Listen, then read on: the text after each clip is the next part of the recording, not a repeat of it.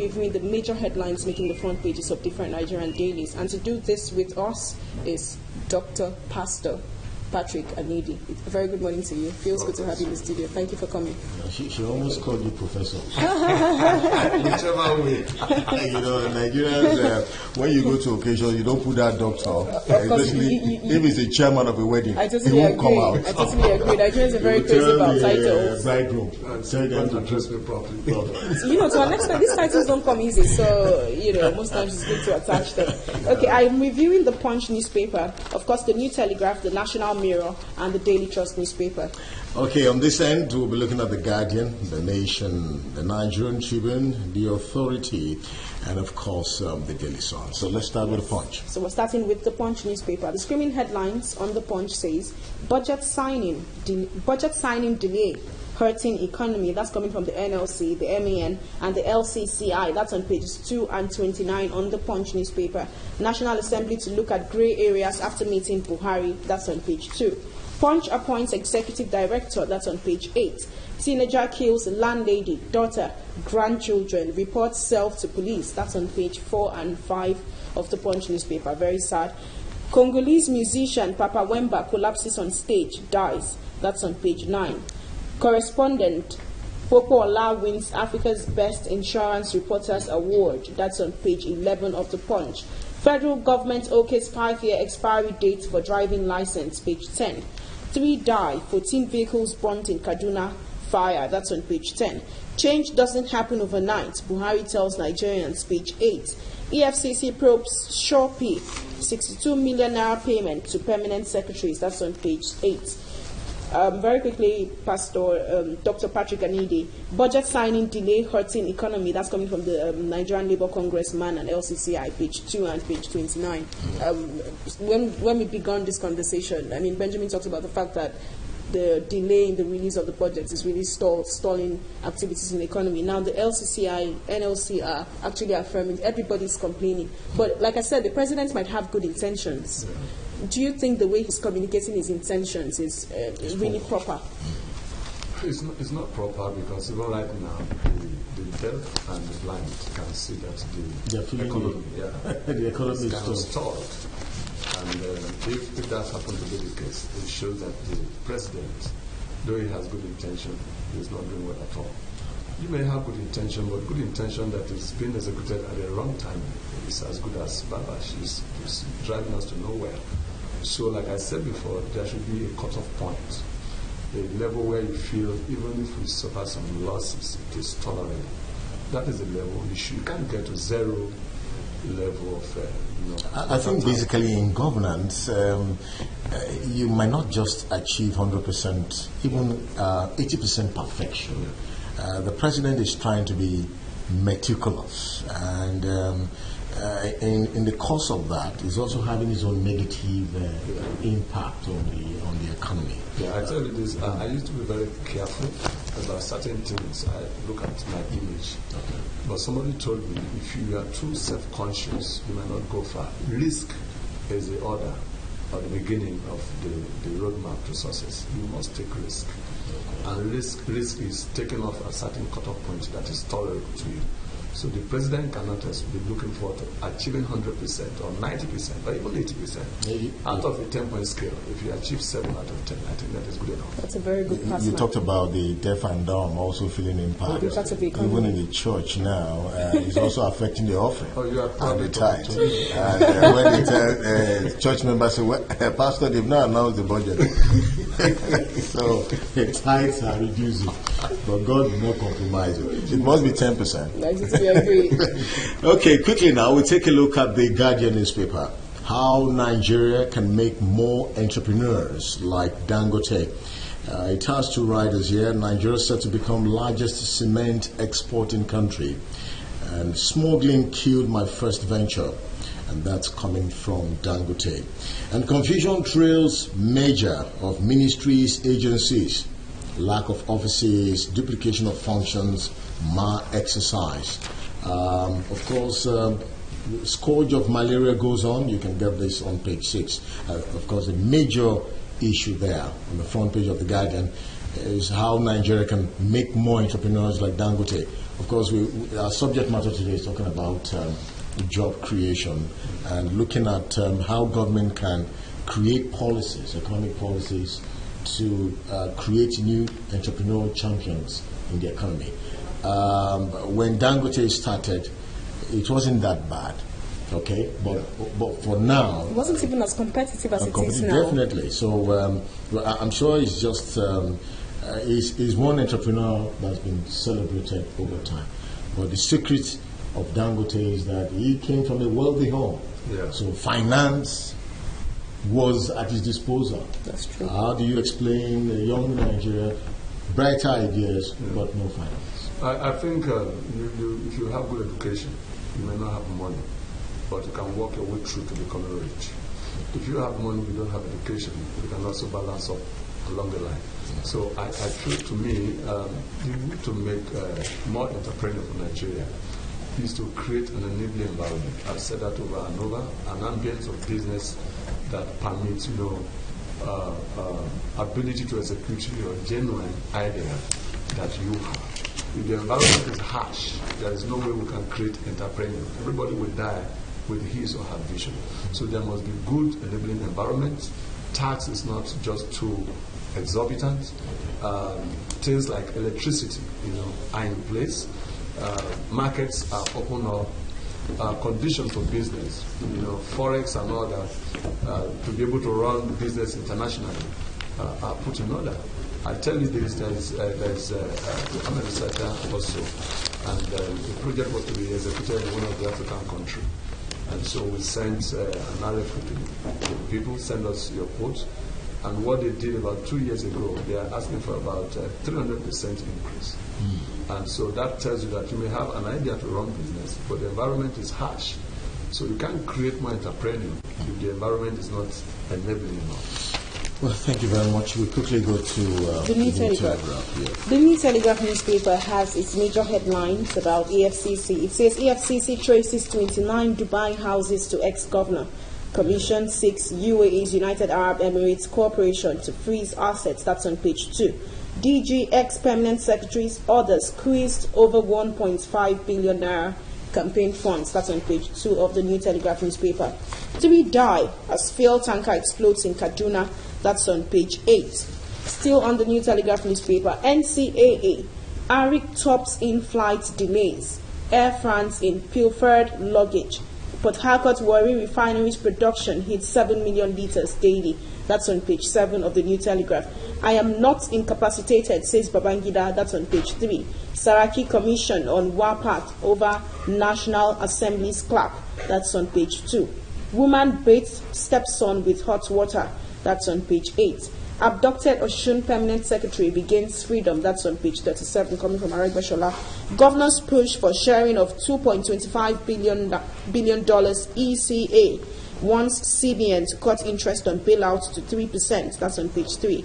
Cough, cold medicines could increase health risk for kids. That's on page 6. Very quickly, EFCC traces 29 Dubai houses to ex-governor.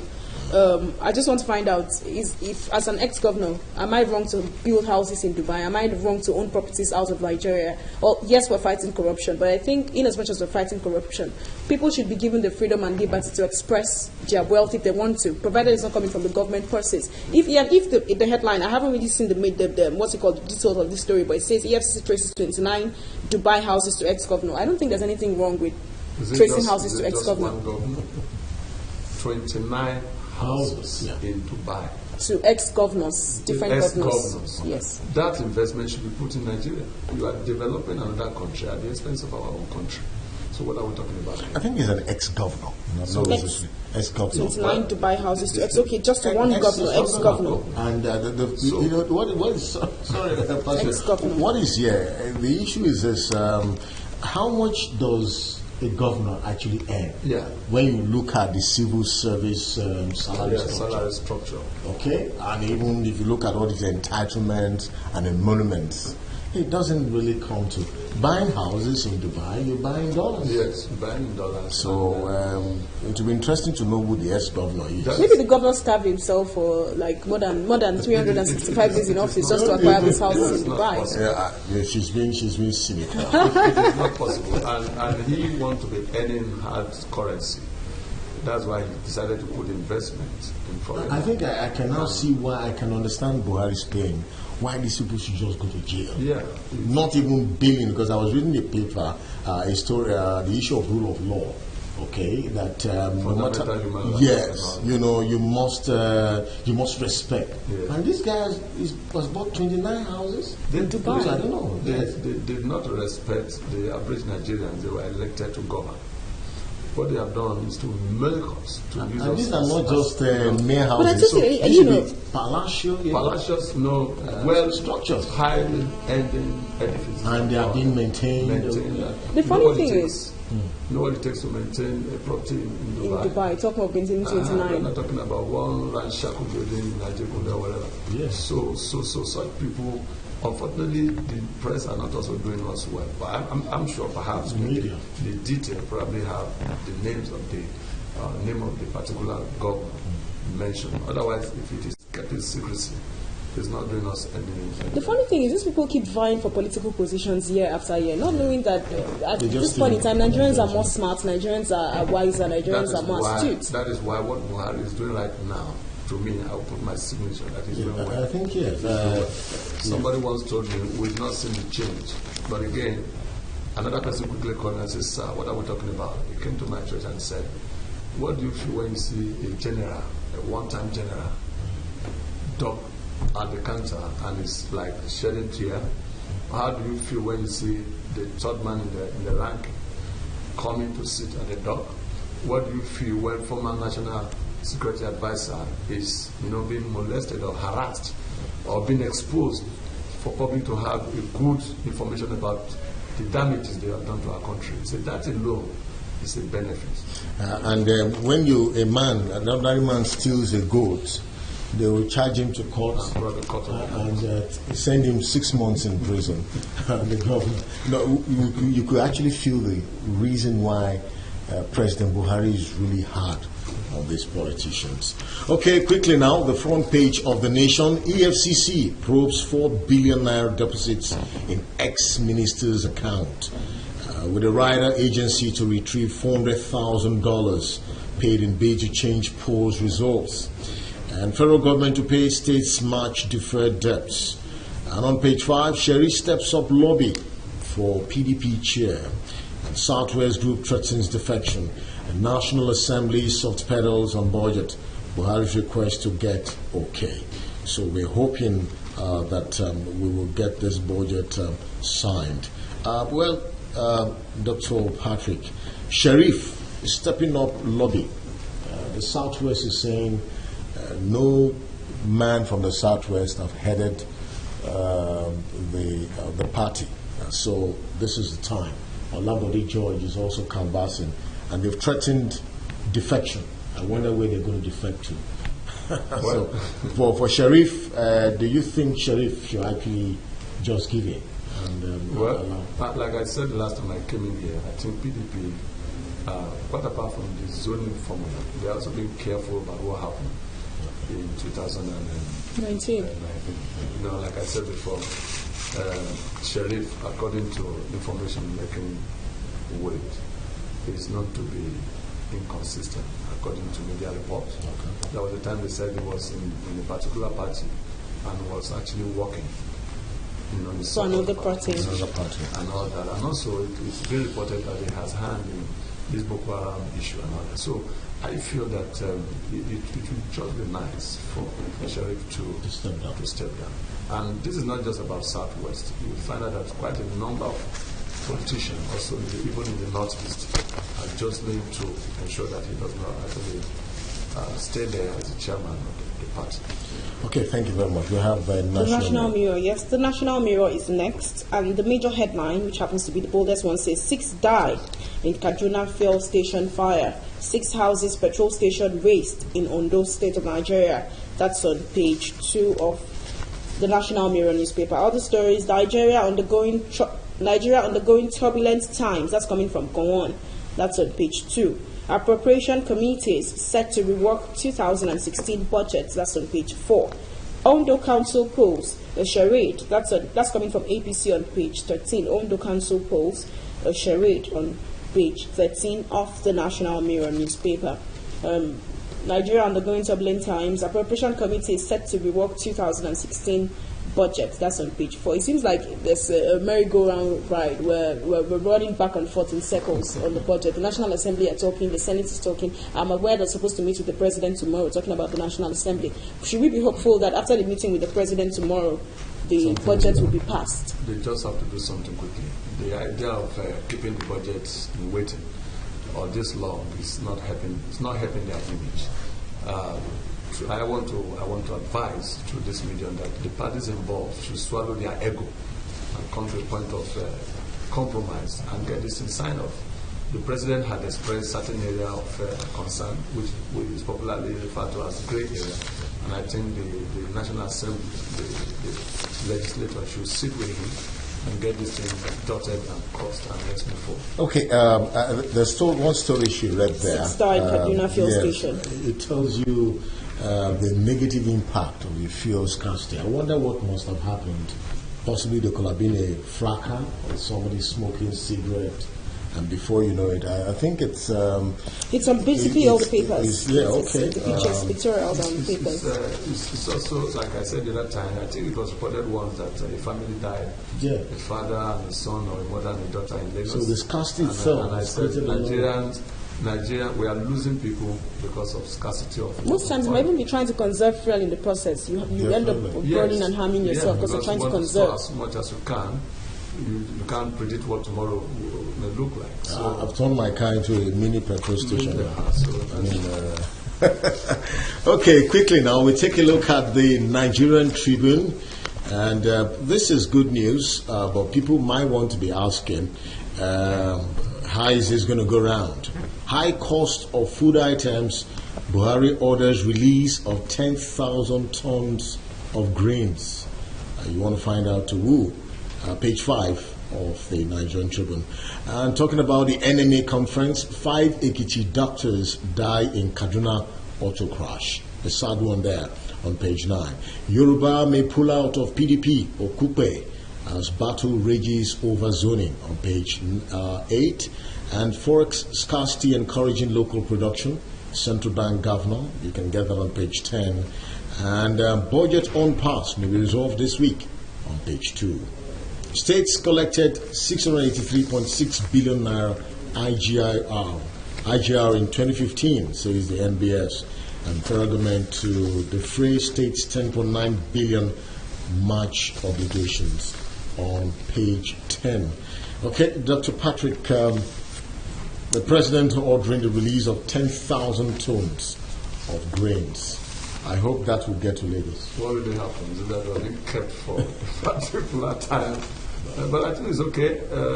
That's coming from... Is that coming from the reserve? Yeah, that's exactly what I'm saying. Okay. This reserve, and reserve for what? And if this is the situation or the direction we want to be heading, the formula for distribution. Yeah, that's another thing. Well, consider so that some zones or regions also don't just suffer, from inadequate. Because when you read that story, when the president said release, you think this thing is free. That's true. Yes, it's not free, but it's going to be given at a very high level of subsidized. Okay, the Daily Trust newspaper says, despite federal government's bailout, state still owes salaries. That's on page 5. Despite federal government's bailout, state still owes salary. That's on page 5 of the Daily Trust newspaper. All ex-governors in Senate have issues with EFCC. That's on page 16. Presidency orders release of 10,000 tons of grains. That's on page 14. Trains crushes motorcyclist, nursing mother in Ilorin, Kwara State. That's on page 18. Abducted Osun government official freed. That's on page 13. Local refineries pump 7 million liters daily. That's coming from Ibikachiku, Minister of State for Petroleum. That's on page 20. Sympathizers at the NNPC mega station and Shemarco petrol station after a fire incident in Kaduna on Saturday evening. That's on page 6. This actually happened at NNPC mega station. That's really sad. And finally, on Daily Trust newspaper, it's been 742 days since over 200 Chibok schoolgirls were taken by Boko Haram. They're still keeping tabs. It's really sad that the fire raising these people took place in at the NNPC mega station. Can you imagine? That's quite sad. Yeah, it's unfortunate. Like we said, maybe in trying to struggle to get for smokers, somebody may be smoking, or somebody not being conscious, pick up the house. Sometimes there's a fight always within the filling station. Yeah. The small spark could create a lot of But it's a reason why we should do something quickly. Okay. All right, thank you very much. Quickly, we'll take a look at the Authority newspaper. I am alive, says Babangida. Of course, you find that at the topmost part of the paper, page 5. There was this rumor that the president is dead. Okay, but the major news headlines there: DSS rates CCB chairman's Abuja residence. We are not aware, said bureau officials. An opposition to national grazing bill mounts. 6 dead, 15 vehicles burnt in Kaduna petrol station inferno. We told you that earlier, page 4. And family accuses EFCC of plot to kill detained Jonathan's cousin, on page 4. The CCB chairman's Abuja residence raid. Dr. Patrick, what do you think? Of course, with Saraki's case going on, last week we were told the documents that were supposed to be presented by the prosecution got bumped in the bank. Today, DSS is raiding the CCB. I think it's Nigeria is very good at acting home videos, political home videos. And really, when I listen to the witness response, that some of those documents got bumped, number one. Number two, certain banks' original names are not exactly what the names were.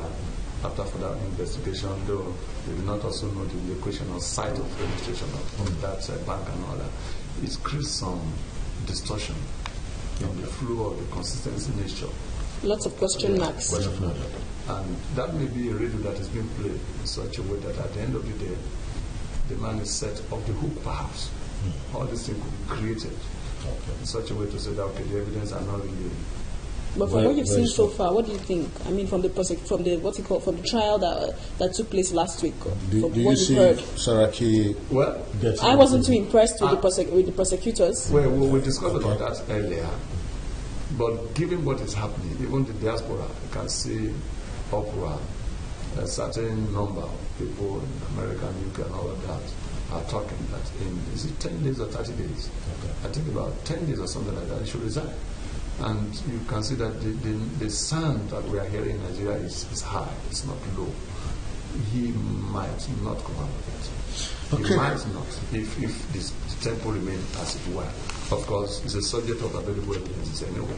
Okay, so the Sun? Okay, now quickly now, finally the Daily Sun, anti-corruption war, politicians' files disappear at CAC. With a rider, EFCC storms Commission 7 suspended on page 6. Lagos Calabar rail with being budget at Pabio on page 8. And PDP clears Ondo local government polls. This is on page 11. And battle for IGP post hot up. It's a battle really, a replacement for Arase. Okay, if you look at the anti-corruption war, politicians' files beginning to disappear. How do these files disappear? Of course, people have hands in it. People that possibly they have a lot to hide. Yes, you see, if you have a company and you don't want that name of that company to be published, you can do something quickly to delete that file from CSC. And if it disappears, that means those in CSC are collaborating. But there's need for us to start embracing modern technology, So if your files disappear, if the hard copies of your files disappear, you can always make reference to. course. To an extent, I agree. You see breaking through to banks and money being taken from I think the that alone should be a subject matter. Yeah. Files of politicians missing. They have collaborators everywhere. Yeah, and everyone has a price. But we need to up our ante. It's a good information to show that the management of information should be much more watertight. Okay. That's the signal. Thank you very much, Dr. Patrick. Doctor is going to be with us. So what is the subject matter today? We're talking about unemployment. The federal government actually campaigned and said it was going to be creating jobs for a teeming population. That was among their 5-point agenda and their campaign promises. But now, how far have they gone in creating jobs? What are the challenges? What are the drawbacks? What are the perspectives in job creations for the unemployed in Nigeria? So of course, definitely. We also have a guest analyst that is going to be joining us shortly after this break. Himself, alongside Dr. Patrick and all of us here, will be taking a look at that issue. We'll be right back.